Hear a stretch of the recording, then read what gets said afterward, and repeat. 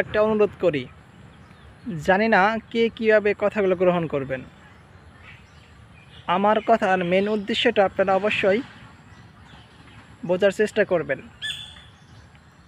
যে যেই দল করেন না কেন, যে যেই মতের হন না কেন, যে যেই ধরনের বিশ্বাস হন না কেন, তবে সবার কাছে একটা রিকোয়েস্ট, আপনারা কেউই সীমা লঙ্ঘন করবেন না।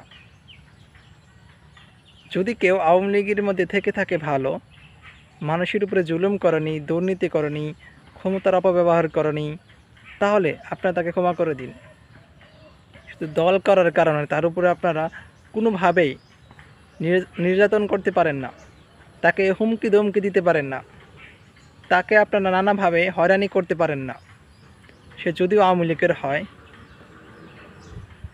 আর যদি বিএনপির মধ্যেও কোনো প্রকার দুর্নীতিবাজ, ডাকাতি, সন্ত্রাস এইগুলো থেকে থাকে, এদেরকে আপনারা চিহ্নিত করুন, এদেরকে আপনারা শাস্তি দিন, এদেরকে আপনারা আইনের মুখোমুখি করেন।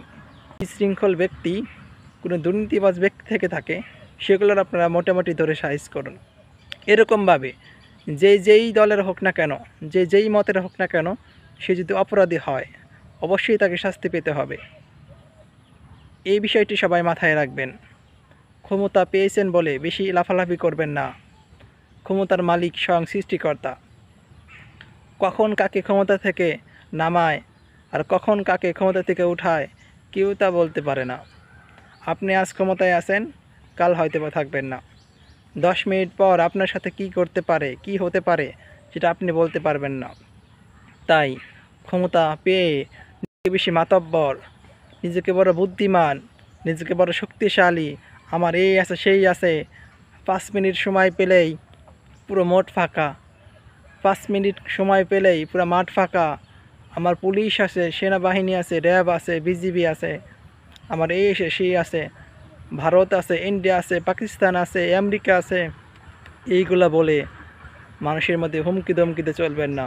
কেননা বাঙালিরা এইসব হুমকি দামকে ভয় পায় না, ছাত্ররা এইসব হুমকি দামকে ভয় পায় না, তাদের বুকে সাহস আছে, তারা মরণকে ভয় পায় না, তারা মরণের সামনে গিয়ে দাঁড়াতেও প্রস্তুত।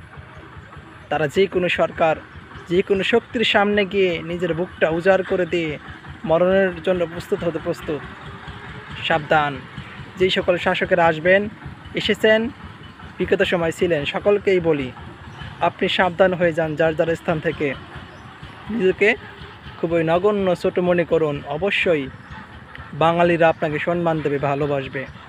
আর যদি আপনি বেশি হন, তার সেই ইন্ডিয়া, সেই পাকিস্তান, সেই আমেরিকা, নানান জায়গায় আপনাদের ঠিকানা হবে।